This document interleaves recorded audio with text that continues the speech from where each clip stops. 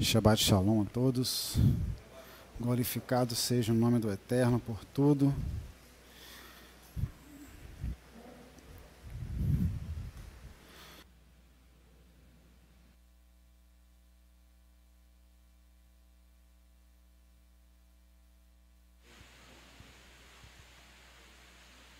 É isso. O Eterno, em sua palavra em Eclesiastes, capítulo 7, versículo 2, ele diz que melhor é ir à casa onde há luto do que ir à casa onde há banquete, porque naquela está o fim de todos os homens, e os vivos o aplicam ao seu coração. Nos versículos 7 e 8 ainda diz, verdadeiramente que a opressão faria endoidecer até o sábio, e o suborno corrompe o coração. Melhor é o fim das coisas do que o princípio delas. Melhor é o paciente de espírito do que o altivo de espírito. Essa palavra bateu em mim durante toda a semana, antes mesmo desses últimos acontecimentos que nós relatamos aqui agora. E a gente precisa compreender, né, que temos aqui um ambiente fúnebre, né?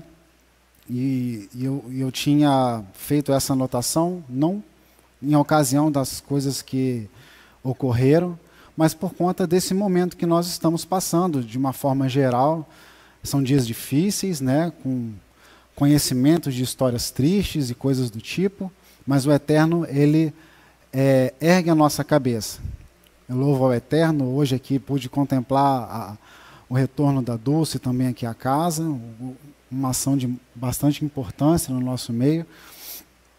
E diante de tantas dificuldades e dias tão difíceis, é contraditório fisicamente, mas espiritualmente não é. É um momento propício. É um momento propício porque o Eterno ergue a nossa cabeça. Se nós temos adesão com o Eterno, se nós recebemos a Torá e recebemos os mandamentos no coração, temos aprendido nos sábados à tarde que a Brit Hadashah, o Segundo Testamento, ele fala sobre promessa de Adonai de que, por conta da corrupção do homem, ele fará uma renovação em sua aliança, e para que o homem não tenha mais condição de pecar, ele vai escrever os mandamentos no coração. E ao mesmo tempo que a gente ouve que é uma ação ativa do Eterno, que ele vai escrever os mandamentos no coração, Jeremias 31, depois temos Ezequiel, temos os profetas reforçando isso, nós também temos que entender que nós temos que nos deixar escrever os mandamentos no coração. E quando aqui Salomão diz que melhor é ir à casa onde há luto do que onde há banquete, porque é lá que nós temos que aplicar o nosso coração, para que nós não sejamos enganados, que nós não vivemos para viver dias de tristeza ou para viver tristes, mas também nós não vivemos para ser alegres e felizes. Nós na vida teremos tristezas e teremos alegrias. E nós não podemos nos deixar abalar nem pelas tristezas e nem pelas alegrias. Nós temos que nos manter constante. Quando fala no versículo 7 que o sábio ele pode se desviar, ele pode cair, também nos remete à ideia de que o sábio, aquele que aplica o seu coração nessas coisas, que ele sabe que o seu tempo está contando, ele tem maior poder para controlar a sua má inclinação. Mas há coisas que podem influenciar a sua queda, por causa da opressão e da maldade e dos dias difíceis que nós vivemos. Até o sábio ele pode se desviar, ele pode olhar para a prosperidade do ímpio, ele pode ver que a morte dos fiéis do Eterno acontece, e ele pode começar a ter dúvidas em relação à providência divina. O coração do homem tem duas inclinações. uma boa e outra má. A boa inclinação é uma dádiva de Adonai. Aquilo que o homem pode dar de bom vem de Adonai. Não é porque o homem é bom, vem de Adonai. Porque a mãe ensinou, porque o pai ensinou, tem relação com o Torá, é mandamento, é obediência ao Eterno. A boa inclinação vem de Adonai. Um homem pode ver tantas coisas ruins e cruéis que a sua boa inclinação ficará enfraquecida. E ele não será capaz de enfrentar a pressão contrária de sua má inclinação. Nessas condições, a gente pode imaginar que a visita à casa enlutada, ela não ajudaria, porém, ela é uma oportunidade de autoavaliação. Por que o homem aplica ali o seu coração? Na casa enlutada, ele certamente se aperceberá que virá o tempo em que também deverá morrer e ser julgado por seus maus pensamentos que o levaram a se perder. As suas dúvidas, a sua fraqueza, a sua idolatria, a sua adesão a mentiras, a propagação de histórias não verdadeiras. Ele deve ter paciência de espírito, como diz ali no versículo 8, e acreditar que a retribuição dos opressores leva tempo. Nós não devemos ficar preocupados com aquilo que vemos. A paciência constrói a fé, e ela ajuda o homem a suportar o sofrimento e retornar para o eixo do relacionamento com Adonai, baseado em confiança e no casamento com Adonai. A porção que nós temos nessa semana, Kitetse, quando saíres, ela fala sobre divórcio, ela fala sobre a cativa de guerra, que ela é resgatada, ela fala sobre guerras que são específicas da parte do Eterno para que a vontade dele aconteça e nós possamos ser preservados. E esse momento de luto é propício para esse momento. É sim um momento de tristeza, é sim um momento de grande reflexão também em relação a nós. Aqueles que desceram à sepultura não poderão louvar mais o Eterno, mas nós podemos avaliar a nossa vida.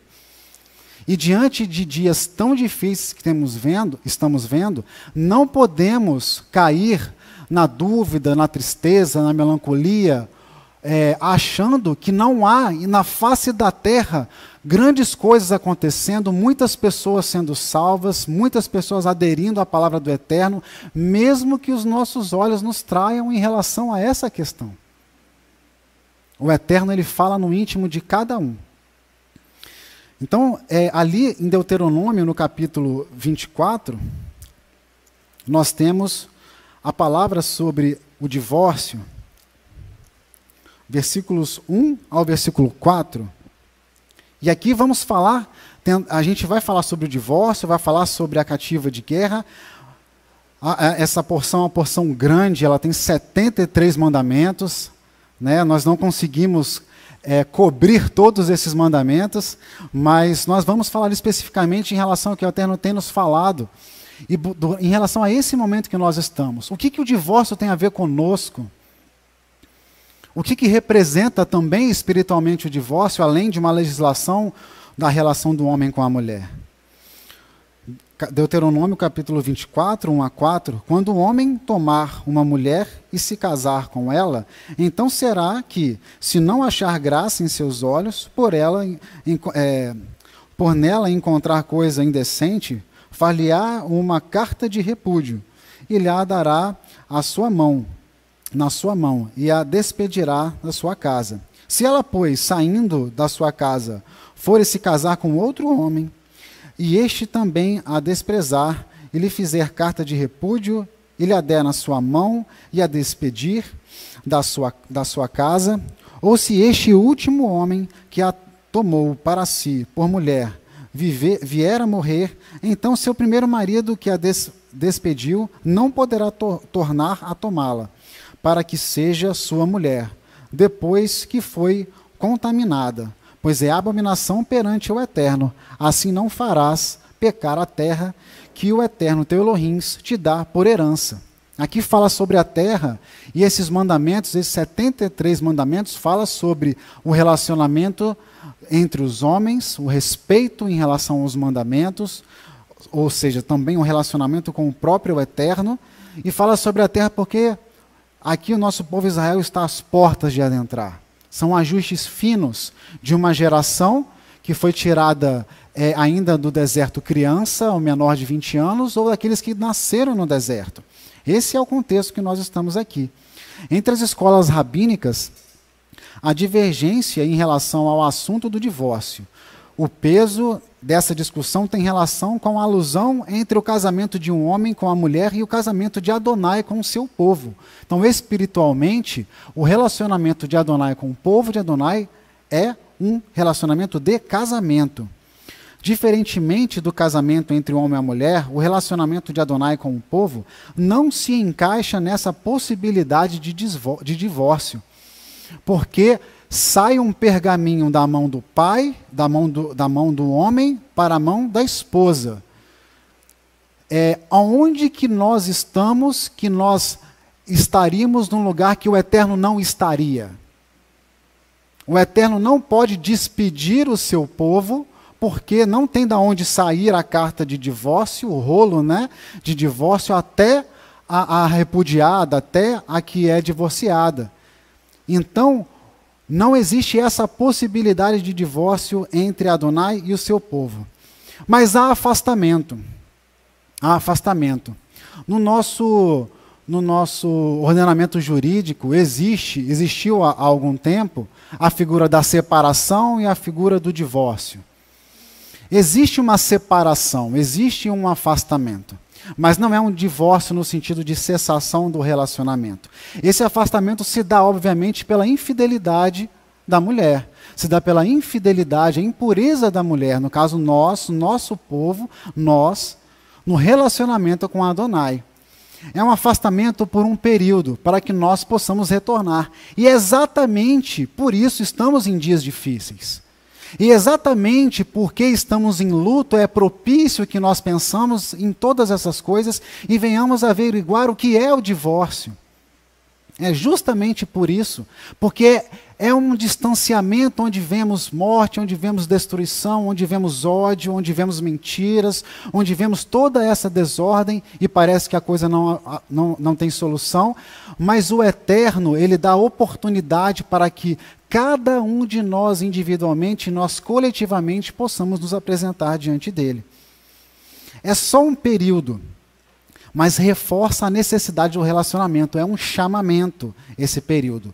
No Sinai, no sagrado casamento de Adonai com a nação, ele revelou o seu amor por Israel para despertar o amor do povo por ele, expresso pela palavra de compromisso, nós faremos e nós ouviremos. Então é um relacionamento, uma aproximação. O Eterno chamou seu povo e trouxe até o Sinai para o casamento. Ele manifestou ali o seu interesse em se relacionar e o povo foi ao seu encontro. Nós faremos e ouviremos. Há semanas atrás ouvimos aqui que esse ouvir ele se transforma numa visão. Há a possibilidade de vermos.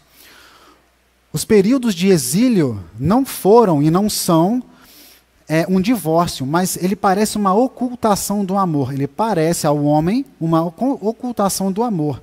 No exílio, o que permanece é o amor essencial, que embora possa às vezes parecer estar oculto, está sempre vivo e constante. O amor que parece estar oculto, ele está sempre vivo e constante. O amor do Eterno em suas ações de redenção de seu povo, mesmo após o exílio por penalidade, terá como resultado o despertar de um reconhecimento de seu povo em relação às suas culpas, ensejando, resultando num retorno genuíno, verdadeiro, por amor. Voluntariamente, o povo que com ele se casou apresentará ou se apresentará em arrependimento, em confissão, em retorno e em tzedaká. devolvendo ao Eterno e levando aos outros a oportunidade. Estou vivo pela misericórdia do Eterno. São tempos difíceis, mas há um Elohim de toda a terra que pode resgatar a sua vida. E eu levo essa mensagem por atos de justiça para além das portas, para além da minha vida, para onde quer que o Eterno me levar. E a prova ali de amor em relação a Adonai está estabelecida ali em Levítico 26, onde nem ainda era possível vislumbrar que haveria haveriam uns exílios, ocorreriam essas situações, mas o Eterno ali em Levítico 26, no versículo 44 e 45, ele deixa claro isso para nós, essa segurança de que não é um divórcio, é um afastamento pelo nosso mau procedimento, mas é um afastamento para que possamos retornar. Versículo 26, Levítico 26, versículos 44 e 45. E demais disso também, estando eles na terra dos seus inimigos, ou seja, ali em exílio, não os rejeitarei, nem me enfadarei deles, para consumi-los e invalidar a minha aliança com eles, porque eu sou o Eterno seu Elohim. Antes, por amor, olha o amor do marido em relação à esposa. Antes, por amor deles. Aí nós vemos a característica do amor de Adonai, que é o amor que ele nos exige, um amor incondicional, que depois Yeshua amplia em relação ao amor que nós temos que ter para com o próximo. É a mesma natureza de amor, com intensidades diferentes. O amor para com o próximo é incondicional. Versículo 45. Antes, por amor deles, me lembrarei da aliança com os seus antepassados, que tirei da terra do Egito perante os olhos dos gentios, para lhes ser por Elohims. Eu sou o Eterno. Aqui a manifestação da garantia que o Eterno nos dá para esse momento de dias difíceis, para que possamos nos voltar, cada um em relação aos nossos próprios pensamentos, nossas próprias atitudes, e ver, se fôssemos nós a descer à sepultura, já estaríamos preparados para esse momento? A dúvida que bate aí é quando que o Messias retornará? Quando que vai ser o milênio? Quando que vai acontecer? Mas a pergunta mais importante é, estamos preparados para esse momento? Considerando os nossos pensamentos, os nossos procedimentos e atitudes? É isso aqui que está falando Eclesiastes, capítulo 7, versículo 2. Ali é que temos que aplicar ao nosso coração. E por isso, diante de tanta misericórdia, que o Eterno nos cobra a alegria. É claro, não é uma alegria exuberante.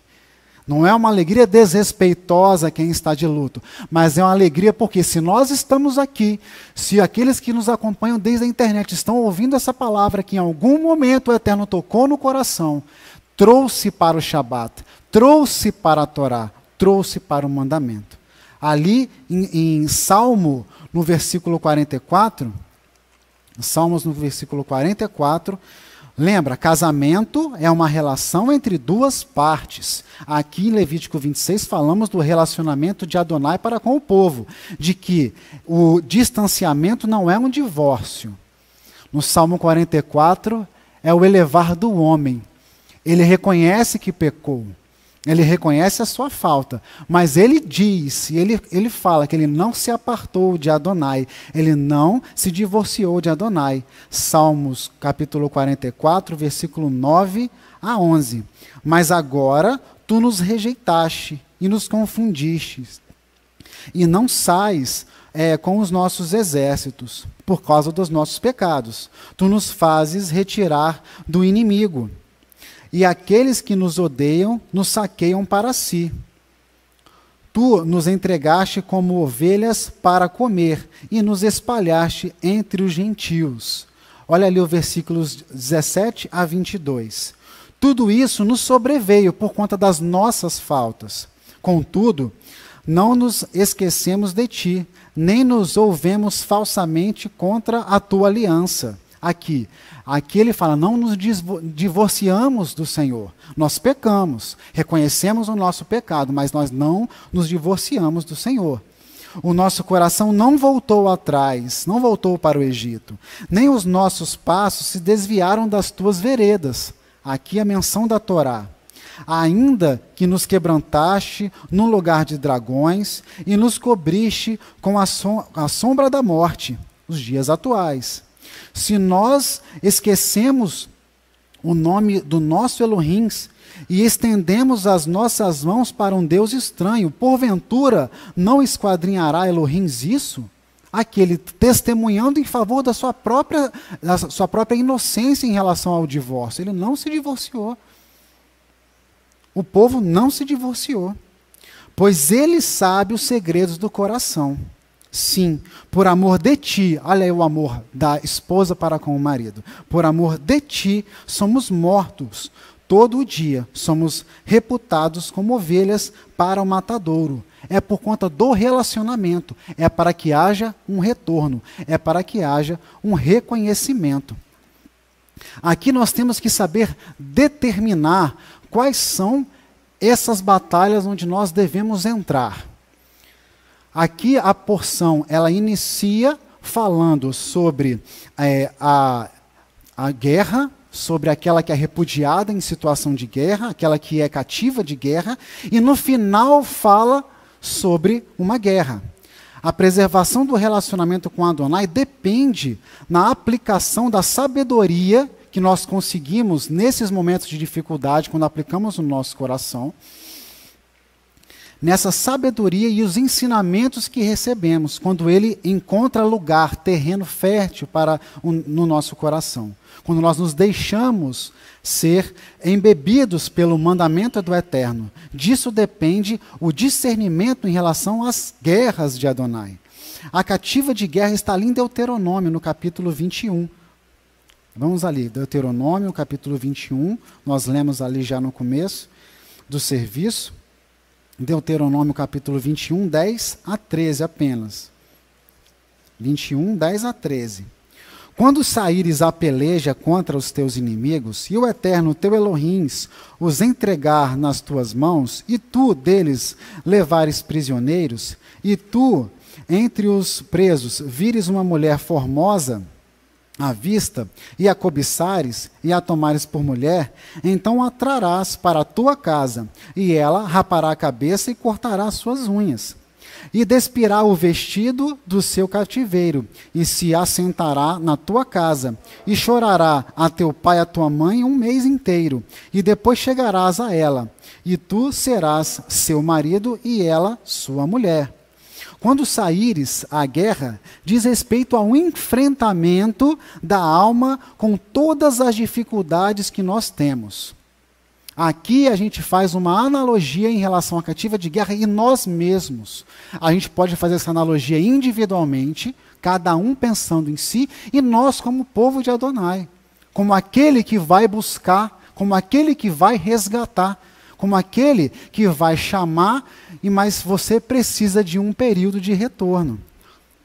Quando investimos nesse relacionamento com o Eterno para nos casar com Ele, nos elevar diante dEle, segundo um padrão de Torá, podemos, pela obediência, ter a convicção de que cada obstáculo pode ser vencido. Essa é uma boa notícia. Cada obstáculo pode ser vencido. Nós sempre podemos estar acima de nossos inimigos. Nós sempre podemos estar acima de nossos inimigos. Transcender cada adversário material e santificar o mundo físico com bondade e espiritualidade. Agora, se nós podemos entender que nós somos essa cativa de guerra individualmente e coletivamente, esses inimigos somos nós. Esses que, onde nós estávamos em cativeiro e que fomos libertos, diz respeito a nós, ao nosso pensamento, à nossa prática, e é o período onde nós temos a oportunidade de pensar, de refletir diante de tantas dificuldades. Kitetsê, essa porção aqui, quando fores, sempre é lida durante o mês de Elul. Sempre é lida no mês de Elul, que é uma época de techuvá, de retorno, de arrependimento. Quando a pessoa faz um balanço espiritual do ano que passou e decide continuar em aproximação a Adonai no ano vindouro. Se nós estamos aqui ouvindo sobre mandamentos, se aqueles que nos acompanham desde a internet também estão nos ouvindo, é porque num determinado momento ele sentiu vontade, nós sentimos vontade de retornar e de ter um relacionamento com o Eterno. E esse período que nós estamos, Elul, de Techuvá, onde nós em meio a luto, onde nós em meio a essa calamidade que nós vivemos e dias difíceis, e somos conclamados a expressar, a viver a alegria da vida, porque temos a oportunidade de nos arrepender, de nos apresentar melhores para um próximo ciclo. Essa é uma palavra de esperança. Essa é uma palavra que o enlutado precisa pensar no velório. Se fosse eu, teria a oportunidade de me encontrar com o Eterno? O que foi que faltou nesse ciclo para que eu possa ser melhor para o próximo ciclo? Essa é a aplicação do coração. Este mês de arrependimento é aludido na porção. A mulher formosa, ali no versículo 11, que acabamos de ler, se compara à nossa própria alma, que o Eterno resgata. Sua captura do inimigo se compara à libertação da alma dos nossos desejos, do governo dos nossos sentimentos e das nossas emoções. E ela lamentará, é o retorno a Adonai, e um espírito de arrependimento e contrição, por um mês inteiro. Pela totalidade do mês de Elul, nós retornaremos, nós nos avaliaremos, nós colocaremos à prova os nossos maus pensamentos, nossos maus procedimentos, o nosso mau testemunho, com a expectativa de que, renovados para mais um ciclo, possamos ser melhores no ciclo vindouro do que fomos. É uma avaliação, é a oportunidade escrita em Eclesiastes, capítulo 7, versículo 2. Essa é a aplicação do nosso coração. Essa é a guerra que nós precisamos travar. Essa é a guerra que nós precisamos travar. A guerra contra nós mesmos. Porque os nossos atos de justiça, quando saímos em obediência ao Eterno, nas fronteiras que o Eterno nos colocou, nos nossos trabalhos, nas escolas, no testemunho que damos, é isso que vai despertar a muitos que não têm Torá. Eu não preciso ir gritar no ouvido dele, ou obrigá-lo por lei ou por força para que ele retorne. Eu preciso dar o testemunho. Por que você está fazendo isso? Por que você está procedendo dessa forma? Por que nesse momento de luto você ainda encontra local para alegria? Porque nós precisamos entender que estamos vivos para servir ao Eterno. E podemos resgatar a muitos. As guerras obrigatórias estipuladas na Torá têm relação com a tomada de posse do território de Israel. Isso também tem uma analogia espiritual. A tomada de posse também pelos rabinos, ela também, do território, ela também é a tomada de nós, o nosso próprio interior. Ali em Marcos capítulo 10, se eu não me engano, a parábola do semeador é exatamente isso. Nós tomarmos as rédeas do nosso terreno para prepará-lo a receber essa palavra, nesse período de arrependimento, para que possa germinar. Receber a palavra no coração, o Eterno falou, eu vou escrever o mandamento no coração, mas eu preciso me deixar, eu preciso acreditar na Torá, aderir à Torá, eu preciso ser um com o Eterno. É um casamento, é uma via, é do Eterno para nós e de nós para o Eterno. Não é nós estatelados esperando que o Eterno vai escrever no nosso coração e acabou. A gente vai passar a ter um procedimento correto. Não, nós temos que ensejar, nós temos que querer, desejar esse procedimento correto. Essas são as guerras obrigatórias de Adonai. As guerras para a ocupação do território. E após a pacificação desse território, a outra guerra está lá no final da porção, em Amaleque, a batalha contra Amaleque. Nos nossos dias, por meio do ensino da cativa de guerra, podemos ter a certeza de que a guerra obrigatória é diária contra nós mesmos, para expulsar da terra os maus pensamentos e procedimentos, para dar lugar ao amor a Adonai e ao próximo, e santificar o mundo físico com bondade e espiritualidade. A nossa ação, nosso ato de justiça. Você vê, a Tzedaká, que é um dos últimos degraus antes do louvor, nós estamos ali realizando atos de bondade e espiritualidade, retornando para o mundo, para a nossa cidade, para onde o Eterno tem nos enviado, a gratidão pela vida, por estarmos vivos, de pé. O serviço do bom soldado, nessa condição espiritual, é estar em alerta constante para divulgar os atos de justiça à luz da Torá e dos mandamentos. Ele vai divulgar os mandamentos pelos seus atos, até a época em que a glória de Adonai se revelará e toda a carne verá. Isaías 45. E toda a terra estará repleta do conhecimento de Adonai, como as águas que cobrem o mar. Isaías 11, versículo 9. O que ocorrerá com a volta do Mashiach? Um trabalho contínuo até o retorno. É um trabalho contínuo até o retorno do Rei Messias. Diante disso, se quisermos ver bondade, se quisermos ver a diferença em nossos dias, precisamos atuar na vida, em sociedade, com coerência em relação à Torá, e entrando nas batalhas corretas, entrando nos frontes de batalha correto.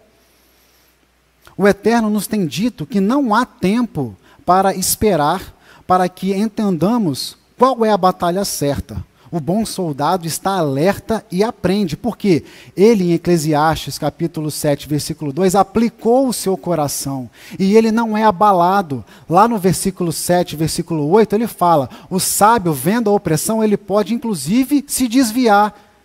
Mas se ele aplica o coração na Torá, ele vai ter sabedoria e força para, por mais que tropece, se erga. Por mais que se entristeça, se erga. E esse velório, esse luto, essa tristeza não não se transforme numa depressão, não se transforme numa melancolia, não tome além daquilo que precisa ser. E o luto, ele se transforma numa ferramenta útil para que eu possa avaliar se eu estou preparado, e eu possa entender que o tempo está andando, e que eu tenho que fazer o meu serviço de um bom soldado. O bom soldado está alerta, principalmente nesses momentos de dificuldade e de luto. Deve haver a necessidade de mudança. Ele vai tomar um conselho da Torá, ele vai julgar retamente, fazer atos de justiça, bons ensinos de Tzedaká, e ele vai acolher os desterrados e fugitivos, os opressos, os que sofreram violência. Vamos ali em Isaías, no capítulo 16, onde nós temos exatamente essa palavra sobre a necessidade da rapidez e do retorno. Isaías capítulo 16, versículos 3 a 5. Isaías capítulo 16, versículos 3 a 5. Toma conselho, executa juízo, põe a tua sombra no pino do meio-dia, como à noite. Esconde os desterrados e não descubras os fugitivos. Habitem contigo os meus desterrados, ó Moabe. Serve-lhes de refúgio perante a face do destruidor, porque o homem violento terá fim, a destruição é desfeita, e os opressores são consumidos sobre a terra, porque o trono se firmará em benignidade, e sobre ele, no tabernáculo de Davi, se assentará em verdade, um que julgue e busque o juízo e se apresse em fazer justiça. Aqui, quando ordena, executa o juízo, nos nossos dias, nos dias de hoje, somos ávidos pelo julgamento do outro. Executa o juízo do outro. O outro que está errado, eu aponto o dedo. aquele que não tem a Torá, que seja julgado, morto, desterrado. Mas é exatamente o inverso aqui que o Eterno está ordenando. Ele está falando sobre Moabe. O texto se refere a trazer a justiça ao mundo. São nossos atos de justiça, é o nosso empenho no fronte correto de batalha, como está escrito ali em Isaías no capítulo 1. Vamos lá. É a mesma palavra, Isaías capítulo 1, versículo 17. Isaías capítulo 1, 17. O estabelecimento da justiça é essa aqui, ó. Aprendei a fazer o bem. Aprendei a fazer o bem. Procurai o que é justo, fazei a justiça. Ajudai o oprimido, é a mesma palavra. Fazei justiça ao órfão. Tratai da causa das viúvas. Um preparo para tzedakah, para a ação em relação àquele que não tem nada preparado para si. Nós vemos isso também lá em Jeremias. Vamos ver ali em Jeremias, no capítulo 21. Uma outra referência a essa mesma palavra, Jeremias, capítulo 21, no versículo 12.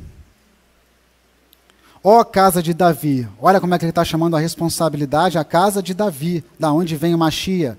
Assim diz o Eterno, julgai pela manhã justamente, fazei justiça, e livrai o expoliado da mão do opressor, a mesma palavra, para que não saia o meu furor como fogo, e se acenda sem que haja quem o apague, por causa da maldade das vossas ações. Aqui ele está requerendo da casa de Davi.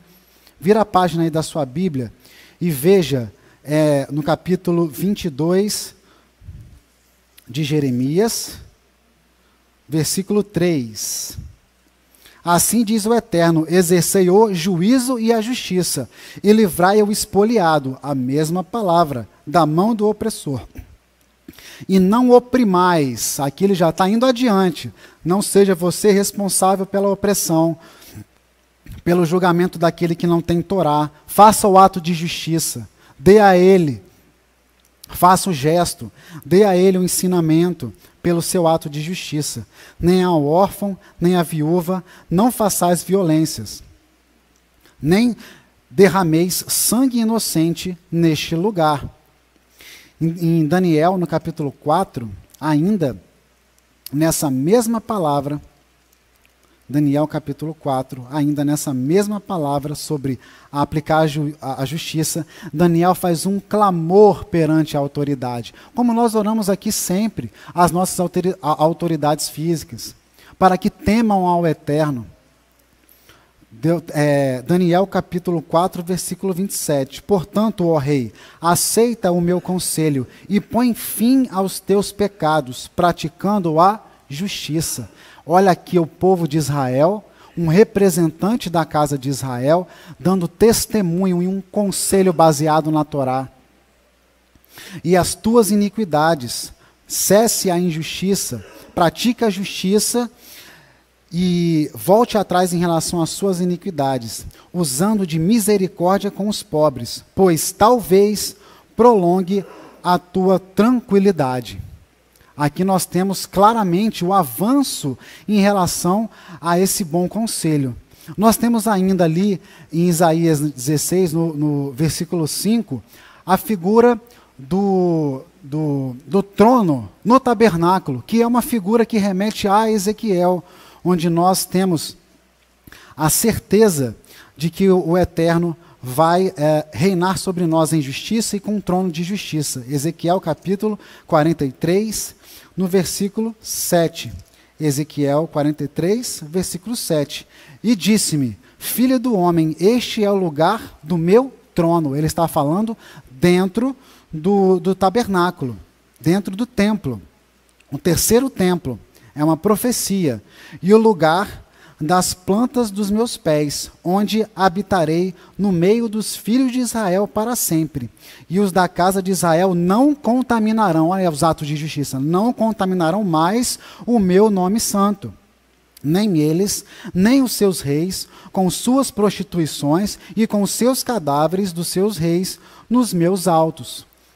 Aqui o trono de justiça de Yeshua HaMashiach, o Rei Messias, no terceiro templo, a profecia de Ezequiel, falando sobre a necessidade do estabelecimento desse juízo aqui. Aqui em Isaías 16, nós fazemos menção do quarto mandamento. Vimos aqui as crianças cantando. Nós vimos aqui o exemplo dado por Samuel, por 10 anos servindo ali a sua mãe, numa situação de calamidade, de tristeza. E a situação que nós temos ali de Isaías 16, de 3 a 5, fala exatamente sobre receber aqueles que são os cativos de Moabe. Por quê? O Eterno, ele vai julgar. Essa porção fala sobre os relacionamentos também. E Moabe é uma civilização que foi criada baseada em relações incestuosas. O Eterno julgaria, mas o Eterno resgataria a muitos, recebe os desterrados, recebe aqueles que escaparam, recebe aqueles que estão confessando o retorno, recebe, esconde eles, ensina a Torá, tem amor, um amor incondicional ao seu próximo, para que ele possa aprender. Isso é estabelecimento de justiça. Mas só o sábio conseguirá fazer isso. Só aquele que se julgou primeiro em Eclesiastes 7:2 conseguirá ver isso. E não achará que tem que matar aquele que não tem a Torá, como temos visto aí nos nossos dias. Só o sábio. Nós vimos aqui há 2 semanas uma família sendo dizimada. Pais em relação a filhos, filhos em relação a pais, numa relação totalmente desequilibrada, onde não existe Torá e não existe mandamento, respeito aos mandamentos. E o Eterno nos chama a atenção. No mesmo dia, 2 vidas se cessam, 2 vidas biológicas se cessam, e nós temos a oportunidade de trazer esse ensino, esse ensinamento para nós, para que nós sejamos sábios e apliquemos o coração. E aí, essa é a situação da cativa de guerra, nesse momento de Elul, a gente compreender todas essas situações. Nós também temos a alusão de Amaleque. Diz ali os nossos pais que nós não temos mais a Amaleque como um país, como um povo que a gente consegue identificar. Nós temos a obrigatoriedade de lembrar, né, tanto que existe o Shabat Zahor, o Shabat anterior a Purim, que é o Shabat da lembrança, onde nós lemos exatamente esse texto sobre Amaleque aqui, em Deuteronômio capítulo 25, 17 a 19. Deuteronômio capítulo 25, 17 a 19. Já estamos concluindo.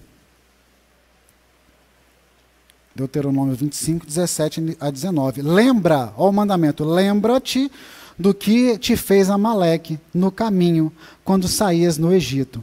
Como te saiu ao encontro no caminho e feriu a tua retaguarda, todos os fracos que iam atrás de ti, estando tu cansado e afadigado, e não temeu a Elohims. Será, pois, que quando o Eterno, teu Elohims, te tiver dado repouso de todos os teus inimigos em redor, as guerras obrigatórias que nós acabamos de mencionar, quando tomarmos conta do nosso território, na terra que o Eterno, teu Elohim te deu, te dá por herança, para possuí-la, então apagarás a memória de Amaleque de debaixo do céu.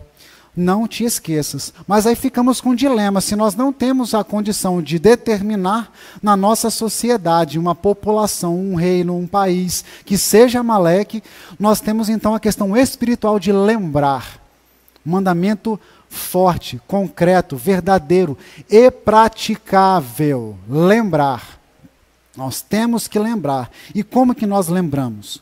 Amaleque é um descendente de Esaú. Ele agiu algumas semanas logo após a saída do Egito. Essa emboscada é classificada como uma traição, pois a terra dos amalequitas não fazia parte na terra de Israel. Quando Esaú recebeu a parte dele, ele não recebeu junto com a parte de Jacó.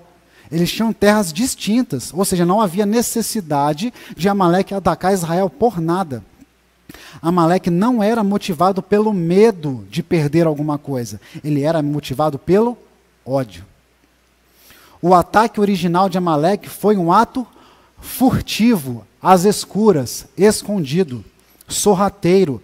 Não ocorreu de maneira frontal, mas pela retaguarda, atacando os mais frágeis. Ele atacou ali os mais frágeis. A Torá, ela requer, aqui com Deuteronômio 25:17, ela requer um alto nível de vigilância para assegurar que Amaleque não nos influencie.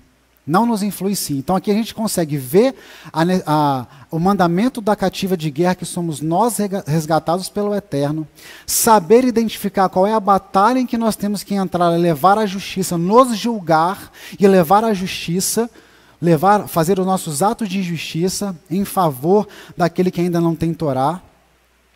E aqui nós vemos agora a situação de Amaleque, que nós temos que vigiar para que não sejamos enganados. A importância do mandamento se faz necessária devido ao mal sutil, o detalhe do dia a dia, fazendo ainda viva a necessidade de lembrar do mal de Amaleque, mesmo que não seja possível ver uma nação amalequita. Amaleque, como figura nos nossos dias, está ativo em toda a dúvida e resistência do próprio povo de Adonai em segui-lo, quando se rende às ideias de homens ou instituições que são ensinados fora da Torá. Então, quando nós aderimos a ideias de homens, quando nós propagamos mentira, quando nós propagamos o medo, quando nós propagamos o engano, quando nós não agimos colocando o nosso coração no dia de luto para averiguar o nosso mau caminho, nós abrimos a possibilidade de receber o mau ensinamento e andar por ele.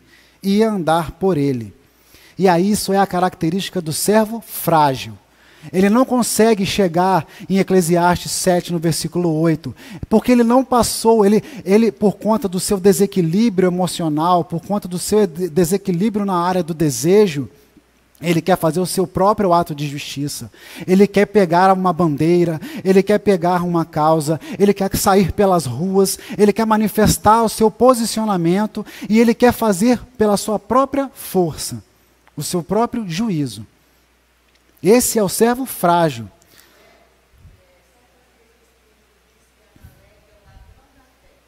Amaleque é o ladrão da fé. Exatamente. Ele vem de maneira sorrateira, sem que você veja e te incute uma ideia. E se você estiver desestabilizado espiritualmente, emocionalmente, em relação aos seus desejos, você cai.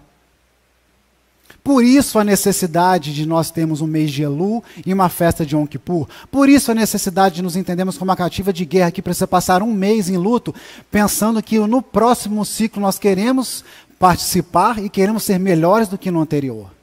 É esse o chamado, é essa a guerra contra Amaleque nos nossos dias. Nos ensinam os nossos pais. Não podemos ser um servo, um soldado frágil, que não pratica a sabedoria, desequilibrado, que se deixa dominar pelos seus desejos e sentimentos. É facilmente traído, roubado na sua fé por Amaleque e persuadido a ter pensamentos e condutas contrárias à Torá. Por isso, a necessidade de lembrar. Por isso, o Shabat Zahor, antes de Purim. Assim, o homem frágil cai na dúvida que é antagonista à adesão. E exatamente a palavra que Ritona trouxe, que ele é o ladrão da fé. Porque a dúvida, ele traz a dúvida, ele coloca a dúvida no nosso coração. Será que eu estou lutando a batalha de Adonai ou é a minha própria batalha, dos meus próprios conceitos? Será? Ele coloca uma dúvida, e aí você vai andando pelo pensamento dos homens. Vamos ali em Tiago.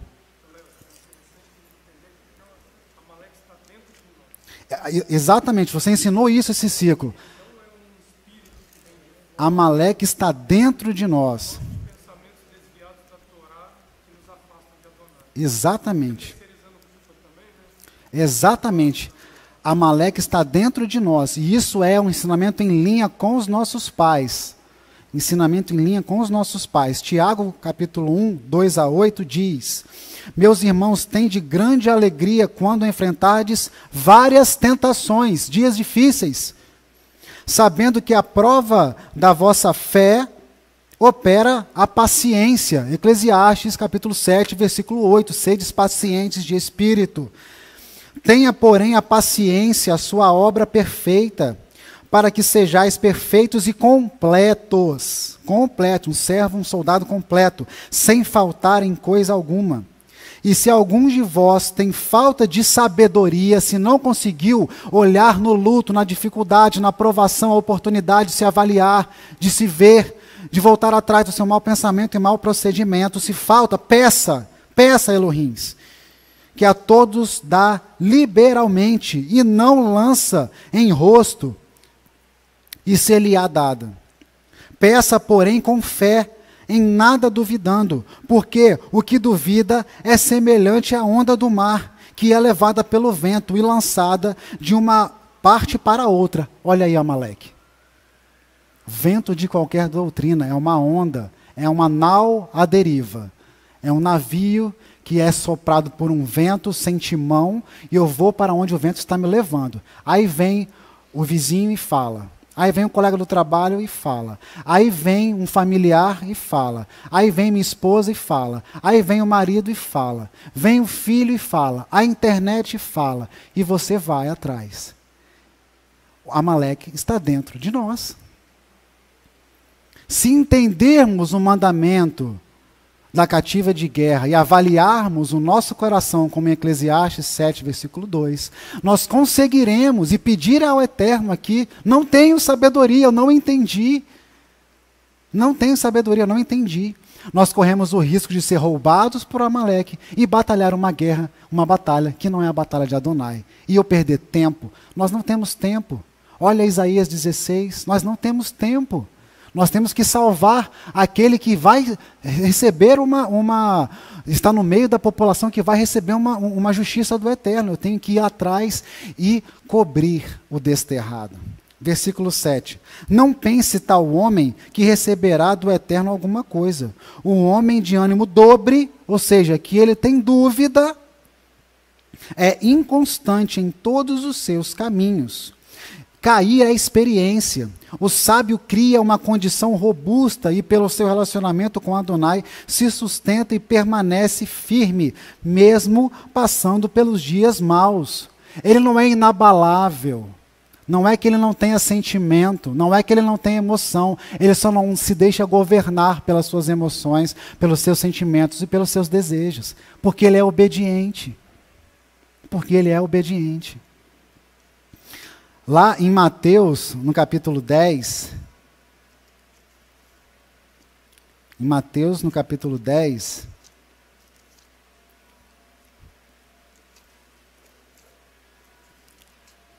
versículo 16, Yeshua, ele coloca como se fosse uma cereja do bolo em relação a esse mandamento da cativa de guerra, a avaliação, ao retorno, a batalha que é dentro de você e em favor do próximo, não contra o próximo, é a cereja do bolo. Eis que vos envio como ovelhas para o meio de lobos. Ou seja, dias difíceis vão acontecer como estão acontecendo. A gente não pode dizer que não fomos avisados. Portanto, sede prudentes,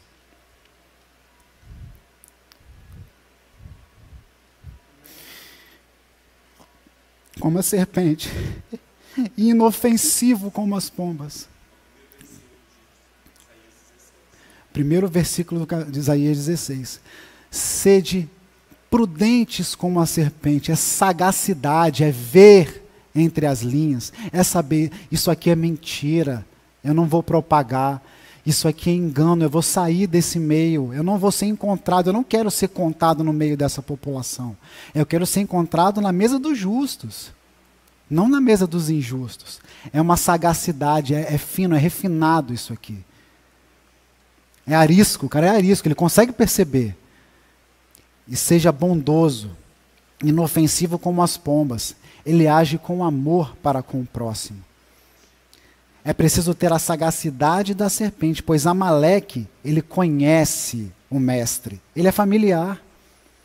Ele vem sorrateiro, ele conhece o mestre. O ataque não vem de frente, ele é sorrateiro. Nesse caso, a dúvida é implantada não como uma ideia clara e objetiva, antagônica ao eterno, idolatria. Não, não é assim não. Não é uma negação dos mandamentos assim de maneira assintosa. Não é assim. Ela surge por meio de uma ação positiva, indicando um caminho, não o caminho. Indicando um caminho, é um mau ensino. É um mau ensino. Amaleque vem para roubar a fé com um mau ensino, porque ele é familiar, ele conhece o mestre. As guerras de Adonai, entre aspas, ele apresenta, essas são as guerras de Adonai. Gasta seu tempo aqui, deixa o necessitado para lá, não faz de sedacá não. Gasta seu tempo aqui, gasta suas horas, gasta sua vida, gasta sua energia. Em vez de trabalhar por Adonai, gasta seu tempo aqui com essa mentira. Elegendo inimigos, estimulando o servo que é frágil, que não colocou o seu pensamento em dúvida, ali como em Eclesiastes 7:2, a gastar o seu tempo e sua vida em assuntos que o afastarão de Adonai.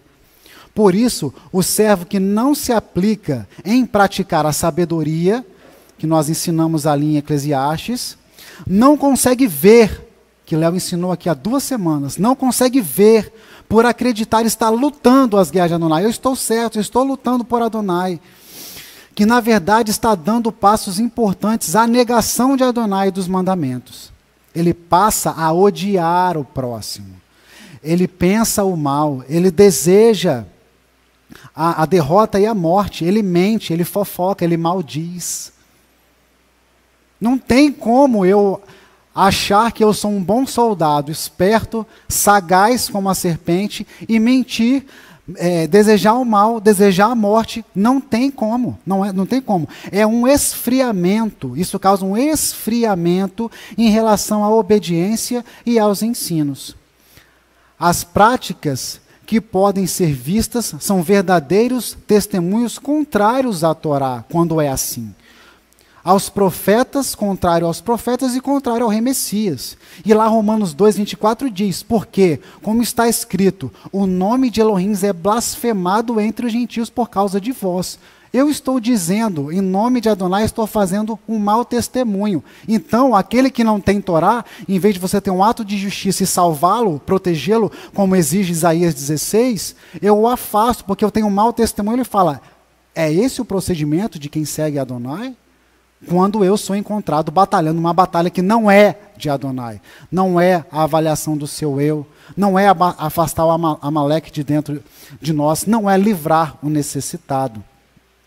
O elemento central que vemos nos nossos dias é que os homens de hoje, nos fins dos tempos, que deveriam trazer o testemunho, as credenciais de Adonai, trazem, por conta do seu extremo desequilíbrio e afastamento da Torá, um divórcio com a Torá, porque não quer retornar, a dificuldade em se aproximar do necessitado, de ter amor incondicional ao próximo, não consegue se ajustar no caminho da Torá, porque a sua prática de vida nega a Torá.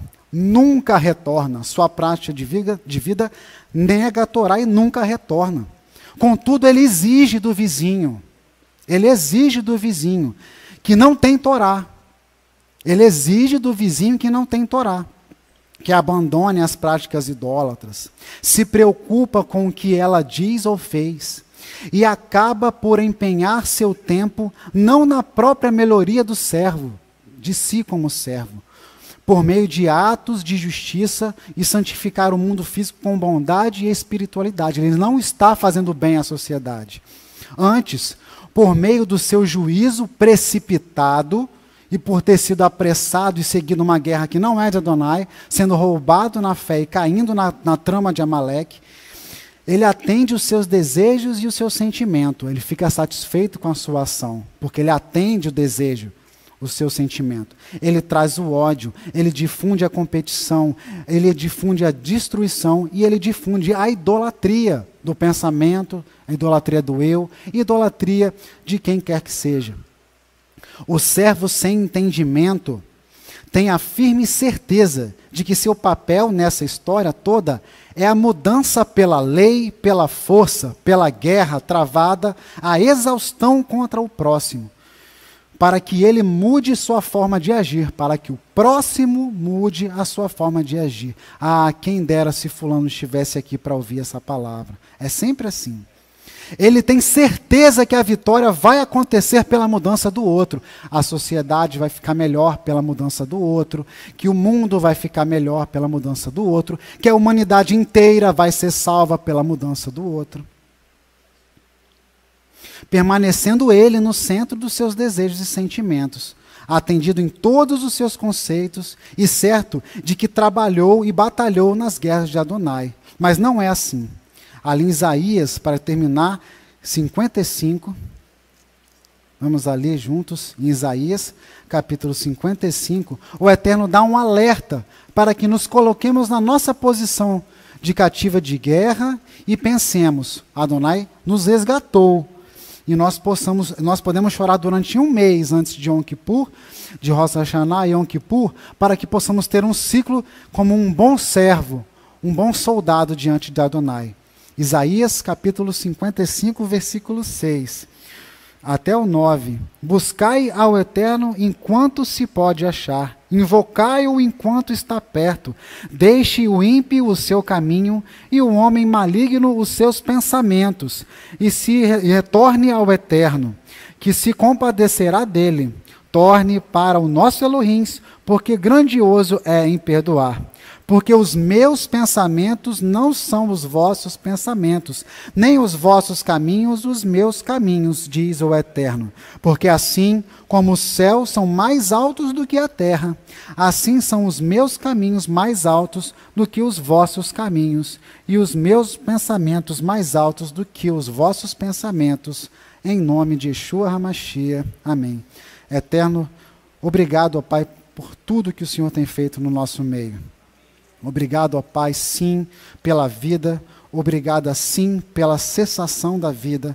Obrigado, sim, ó Pai, pela oportunidade de nos reunirmos diante de Ti, sábado após sábado, para acrescentar um pouco mais, ó Pai, do Seu conhecimento.